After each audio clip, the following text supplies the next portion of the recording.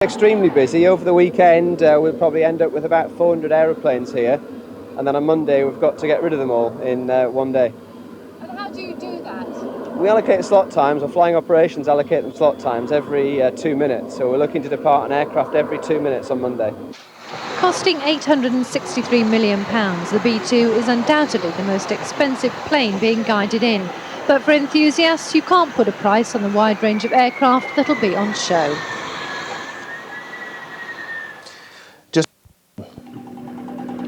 There is quite a lot actually, providing you like noise and planes, Alec, and you've remembered your sun cream. I'm not sure I did, but never mind. After the break, I'm going to be guiding you around some of the show's highlights, and I'll be talking to the pilots of the B-2 stealth bomber. We'll see a display by the Italian display team, the Frecce Tricolori, and we'll be talking to some serious air enthusiasts. That's coming up after this break, so stay with us.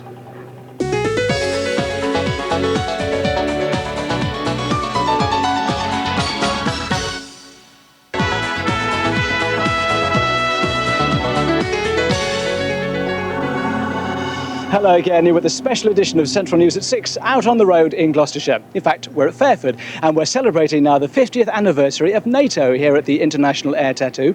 It's one of the major attractions over the weekend, and the pit stop challenge is a key thing to the whole thing. Now, behind us here we have 5 bombers. I think you can just about see them all. We've got 4 teams from different countries across the world. I've got the privilege of actually starting them off on this, and it is quite a challenge. So, are you ready, guys? I wish you lots of luck.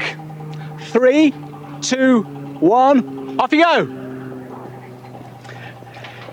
Now, I better find out a little bit more about what's going on. So we're joined by Wing Commander George Baber, who will tell me what it's all about. Well, you said it's a very demanding target of trying to do a weapon load inside 10 minutes. Yeah. The troops here are going to load 2 1,000-pound bombs, 2 cluster bombs, and 2 Sidewinder missiles in the 10 minutes. George, that sounds very dangerous to me. Not dangerous at all. They're professionals, and but it is demanding, particularly in this heat. Yeah, I mean, it's pretty heavy going, this as well, isn't it? Well, certainly the bombs are very heavy, and these temperatures are a problem to the boys. Yeah, and they're going to be doing it all over the weekend as well. All over the weekend, on the hour, every hour, right. On all the 5 aircraft. Well, we'll see how they get on later if they rise to that challenge. Thank you very much indeed for joining us for now. Now, of course, it may be fun watching all this sort of thing, but most of us are here to see the planes in the sky. Now, here's a taste of just what you can expect over this weekend.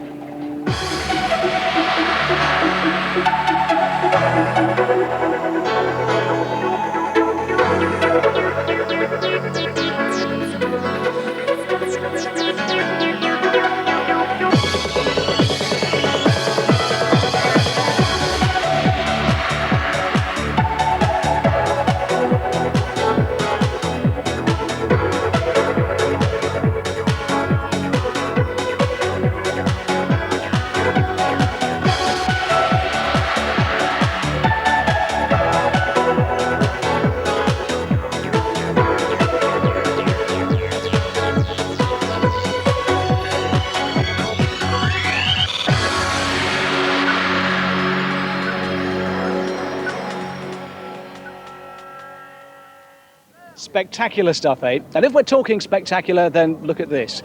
It's the B-2 stealth bomber, which has landed for the first time this year at the show. It cost them £860 million.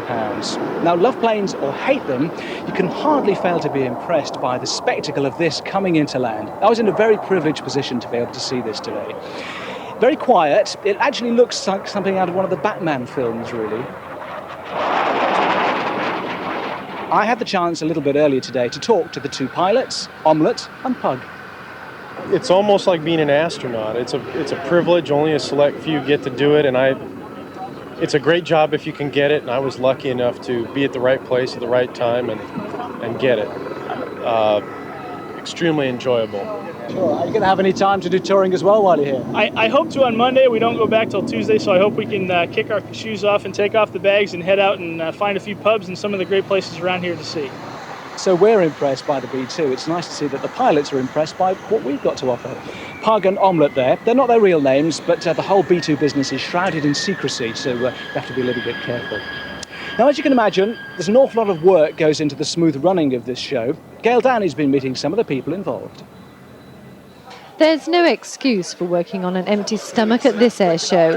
The mobile field kitchen will look after 4,000 voluntary helpers and hundreds of aircrew. Since it opened on Tuesday, they've already served nearly 11,000 portions of chips and 8,000 burgers and expect to at least double those calories over the busy weekend.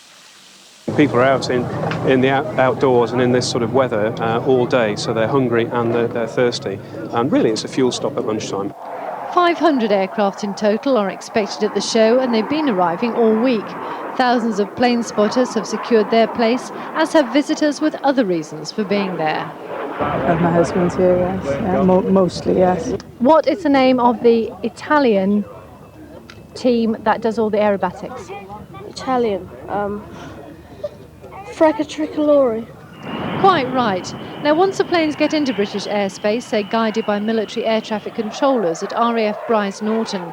Making sure they land and take off safely from Fairford is the job of the volunteer civilian controllers. It gets extremely busy. Over the weekend, we'll probably end up with about 400 aeroplanes here. And then on Monday, we've got to get rid of them all in one day. On the ground, youngsters from air training corps do their bit to make sure the less glamorous but nevertheless essential jobs are completed. We're doing the crowd line, making sure people don't go past all the ropes and everything. We're doing lost children and the lost grannies.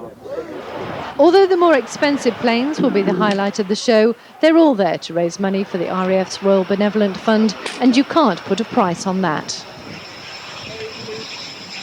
Well, hey, you know, we're back with the pit stop challenge here. Things are getting pretty hot, literally. Let's see how the guys are doing. Guys, how are you getting on here? Okay at the moment. Yeah, you a bit out of breath? A little bit, yeah. A little, yeah. We're not interrupt for too long, because these look pretty heavy to me. Yeah, they're fairly heavy. It's quite a bit of effort to keep going throughout the day. Right, okay, it's precision stuff this, so I'll not get in the way. Goodness me. Well, look, we'll see how they're going to get on with this a little bit later on. Where's George? How do you think they're doing so far? Well, I think they're doing very well. We're certainly inside the time you asked for us. They've got, this is the fourth bomb going on, and they've got 2 missiles to load now. Now, I know earlier today they did it in record time for us in rehearsal, so these guys are good, I can promise you that. Yes, we'll come back with you a little bit later on. Thanks for now, George. Now, one of the most exciting displays here at the RAF Tattoo is the Italian Frecce Tricolore display team. Now, we're going to see some of the manoeuvres that they do here, and to take us through that, we're joined by Mike Whitehouse, who's the airshow commentator here at Fairford, and former Red Arrows man, if I'm not mistaken. That's right, yes, back in the 70s, though. Right, excellent stuff. Now, if we can have a look at the pictures, in fact, if they roll those for us, we can see some of the display. Now, here they are coming in. Looks fab to me. This is the main section of 9. You see they're going over the top of the loop, smoke on, and watch as they split apart. Downward bomb burst, everybody going for their own bit of sky. But keep an eye in the centre, because you'll see the solo, because they've actually got 10 aircraft in the Frecce, and there's a solo going right up through the middle. Nice. Coordinated exercise. Now, when the main formation are repositioning, you use the solo to keep the crowd's attention. The solo, of course, would say that you use the main formation to keep their attention while he's not on, but I'll argue that one later.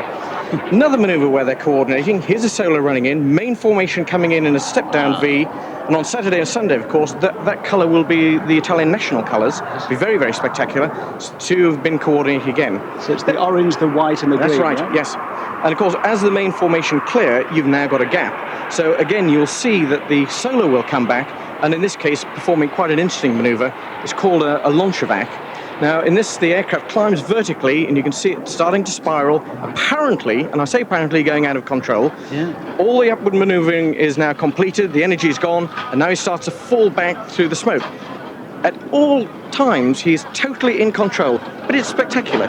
It's showmanship, which is really what it's all about. So just how dangerous is this sort of thing? It's absolutely safe, because if you're going to do this for a whole year, you'd finish up looking like me with grey hair and losing your hair. So it's got to be safe, or you wouldn't be able to hack the whole year. It must take guts to be a display pilot. No, it takes skill. You've got to be an above-average pilot. You've got to be a volunteer, because you can't make somebody do this sort of thing. And you've got to be a good team member, because you've got your bit of sky and you've got to be right, and you've got to trust the guy who's next to you. We look forward to seeing more of the weekend. Thank you for now, Mike. I want to introduce you to another chap over here now. It's one of the, in fact, he's over here. Come this way, you see, they're all over the place now. Now, this is Dave, who's one of the serious enthusiasts here. Tell me about what you do. Hello. Well, I'm here, a member of the Siren Sister Air Group, and our job is compiling the aircraft checklist, which is a list of every single aeroplane here, nearly 500 of them, starting with the aircraft's tail number. So do people call you an anorak? Yeah, unfortunately, yes. Do you get offended by that? No. Par for the course. Now listen, you've got a list here as well. I Tell me have. about what you're actually doing here. Well, Let's turn it this way so we can have a little look.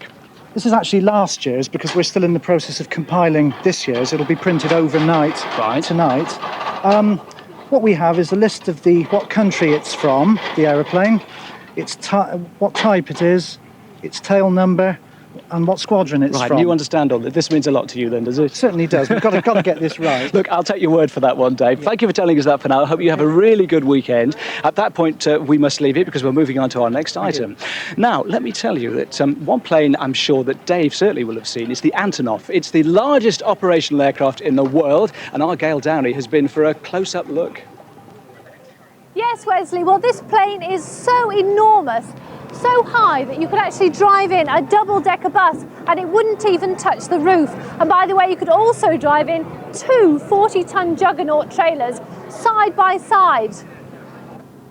Well, I'm with Bruce Bird from the company that's involved in the plane. Bruce, what sort of things have you carried? Well, I think the answer to that question is pretty well everything. The aeroplane principally carries outsize industrial cargoes, but we also carry military equipment, trains, boats, planes, and we even go into livestock from time to time. You hold some world records, don't you? Oh yes, the Antonov Design Bureau, who operate the aeroplane, hold the world's records for the heaviest single piece of air cargo, which was a 135.2 ton piece carried from Dusseldorf to Delhi, and also the heaviest combined load, which was 146 tons, carried from Canada into Dublin, which included a diesel railway locomotive. What's the most unusual thing you've ever carried? That's probably difficult to identify, but possibly a giraffe, which we carried once for an Australian zoo. Bruce, thank you very much. Well, I can assure people visiting that there aren't any giraffes on the plane today. Back now to Wesley, who's over at the pit stop. And I suspect these guys are looking very relaxed and very cool. I think they've done it. Have you done it? Oh, yes. Sweaty brows here. You knew you'd do that, didn't you? Yeah, it's hot work day. Yeah, I bet it is, actually. Hot day. And how are you going to cope doing this all weekend? We'll just keep going as we always do. It's just enjoy it. Is that because George tells you to? You've got to enjoy it. Of course. George, let me come back over to you now. You proud of them? They've done a very good job. Yeah? Absolutely very good job from a team from Lossiemouth, yes. Good job. So they did it within the 10-minute time for us? Easily within the 10 minutes. That's 4 bombs and 2 missiles, and that's a good effort, a really good effort. Now, in a real operation, of course, this sort of skill would be vital, wouldn't it? Well, it is vital, and all the boys here have been out to the Gulf, and some of them have been out to Kosovo. So this is a job that we do, and we've been doing pretty regularly recently. Well, it's fantastic. I want to say a big thank you to you, and thank you to everyone here. I hope you have a really good weekend, and there'll be lots of people looking out for you. Now you've been on the telly tonight, I can tell you. Thank you for now. But that's almost time. That's almost all we've got time for. But just before we go, here's a look at tomorrow's highlights. Now, the show opens with a display by the RAF's parachute team, the Falcons. That's at 10 to 10. Then at 11:20, it's the Battle of Britain memorial flight with the Lancaster and Spitfire. The tribute to the late King Hussein is at 5:05, and one of his sons will be in the display. And the 50th anniversary is a NATO salute, which will be just after 6, and there'll be 51 aircraft on the runway and 19 helicopters above. So that's a lot to look forward to this weekend. Now, at the moment, Sunday's details are still being finalised, but whatever they do, you get here and have a great weekend. From all of us here at Fairford, more highlights. We'll see you soon. Bye-bye.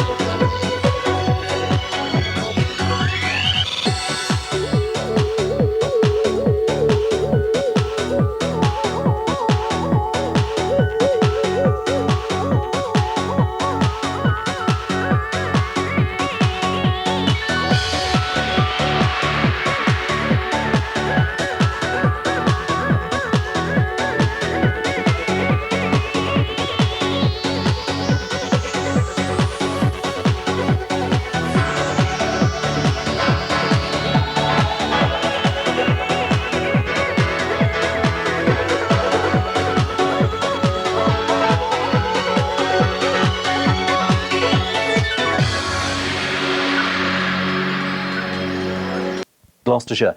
They've been basking in soaring temperatures, and for some, the attraction of the planes lags behind the chance of getting a good suntan. Well, our reporter Peter Baker is at the show. Peter, has it been living up to expectations? Yes, everything going very well here at Fairford. It's my first time at the Tattoo, but I've been talking to lots of people here who come every year, and they say it's bigger and better than ever. There won't be a Tattoo at Fairford for at least another couple of years while the base is being upgraded. So maybe even more enthusiasts than usual have made the trip today. Most have come for the dramatic displays from military aircraft from all over the world, each of them showing off their remarkable agility and acrobatic skill. Many of the planes seem to spend most of their time upside down. Everyone has their own favourite. It's got to be the Red Arrows, actually. I'd like to see the B2 later on because I've never seen it. I think the Polish team we've just seen, it's very good. For me, though, the star was the B2 stealth bomber, the quietest plane on display, living up to its name well. And the crowd seemed to fall silent as it flew eerily past. It was a magical display. When you organise a thing of this scale and magnitude, I think probably the greatest thing is to get so many air forces here together as friends. And I think probably that means more to a lot of us than just one single aeroplane, but all the 52 air forces from around the world who are here today. But for some, the sunshine has been today's winner. The crowd is estimated at just under 100,000 and has made Fairford more like Florida or Fuerteventura. Getting here did mean a long time spent in traffic jams this morning, but with displays like this throughout the day, nobody complained. And they'll be doing it all over again tomorrow. The planes, that is, and the sunbathers, I suppose, as well. Well, I found just the perfect way to beat the jams on the way home. Take it away, Biggles. Our very own Top Gun, Peter Baker. More than 200,000 people were at the event over the weekend. It got off to a roaring start, but planes of all descriptions filled the skies above Fairford in Gloucestershire. The RAF Falcons from Brize Norton in Oxfordshire also dropped in. For those who've dreamt about being a pilot, there was a chance to sit in the cockpit of a Tornado F3 and have a photo taken. Well, over the weekend we've probably had over 1,000 people in. When I say 1,000 people, 1,000 children who range from about 2 foot tall to 6'6" tall. It's mainly been the fathers who've been up there. We get lots of children in the cockpit. The fathers always want to go up there and have a look as well. But this event has also marked a special occasion, the 50th anniversary of NATO. It's very enhancing and enlightening to see a crowd like we've never seen here before, and I think it's fantastic. For some, it was the presence of royalty that made the day. Queen Noor, the wife of the late King Hussein of Jordan, was presenting awards to people with disabilities who'd learned to fly. The Royal International Air Tattoo won't be held at Fairford for at least a year because the runway is being resurfaced. For some, it means the day's been tainted with a little sadness. Fairford's a way alive now. Every year, masses of aircraft, masses of people. Fabulous day. So is it sad that it won't be here next year? Very, very sad, yes. I miss all the airplanes come in and you can see lots of people. But in spite of this, most people agree the day couldn't have been better. The question now is how to beat the traffic. I couldn't get a lift. Finally, a couple been conducted in the traditional manner. One bride decided she wanted her favourite horse as a bridesmaid, and another couple turned up at their church on 100 Air. Jonathan, quite a lot of activity going on there. Well, Wes, this is perhaps the busiest airport in the country today, busier than Heathrow and busier than Gatwick. More than 400 planes will leave RAF Fairford today to go back to their air bases and airports dotted throughout the world. And hundreds of people are still here, as you can see, to catch a last glimpse of their favourite planes before they head up into the skies. The organisers say this year's event was a great success. 190,000 people turned up through the gates of Fairford this weekend and helped raise thousands of pounds for the RAF Benevolent Fund. We'll have a full roundup of the weekend action here tonight on Central News. Plus, we'll have a remarkable story of how there was an emergency landing for an Italian cargo plane. That's tonight on Central News at 6 o'clock. Sounds good, John. Thank you very much. Now, the Unipart is to continue sponsoring Oxford United for at least another year. Almost turned to disaster. They were forced to make an emergency landing when part of a propeller came off. It should have been a routine display flight. All seemed to be going well for the Italian crew as they pulled their cargo plane this way and that. But then, just 3 minutes after takeoff, the crew were faced with a potential disaster. A section of left propeller broke away, sending fragments flying to the ground and fragments ripping into the fuselage. At this point, it was thought there may be a fire on board. Air traffic controllers could be heard talking to the crew. Confirm engine fire. After landing, and still with a risk of fire, the crew could be seen scrambling from the cockpit. In the end, there was no fire, but there were worrying moments for the crew. We heard this big bang coming from the left and right side of the fuselage, and then a lot of vibrations all over. We couldn't read the cockpit, not even one instrument. So we thought something to the engines. The rubber part that came apart from the propeller just came through the fuselage, and we were very lucky that nobody was in there. There are some panels to protect, and as you see, one panel, this panel was found just like this. So actually something came into the fuselage. Luckily, the fragments that fell out managed to avoid the crowd. An investigation will begin into the incident. Today, it was the skies, not the roads, that were busy around Fairford. Almost 500 aircraft took off for the... Shows were instead witnesses to a terrifying plane crash. An aircraft from the Second World War lost one of its wings when it collided with another plane and burst into flames. The pilot survived, but he's in critical condition in hospital. Here's Sue Seville. Moments into the air show, a vintage Corsair clipped the wing of another plane and cartwheeled onto its nose, bursting into a fireball. A third plane just manoeuvred out of the way. The collision ripped off the Corsair's wing, tilting the plane over, leaving the 56-year-old former Navy pilot out of control as his Second World War plane skidded onto its propeller and flipped over to land on its cockpit. Horrified spectators assumed the worst, but incredibly, the pilot survived. He's now in a critical condition in hospital with head injuries and severe burns. Fire engines raced to the scene to pull the pilot free and douse the flames. The pilot of the other aircraft in the collision remarkably escaped any injury and was able to walk away from the accident. Amateur video shows his plane moving at right angles towards the runway, just as the taxiing Corsair gains speed for takeoff. Evidence that will be studied closely by federal aviation officials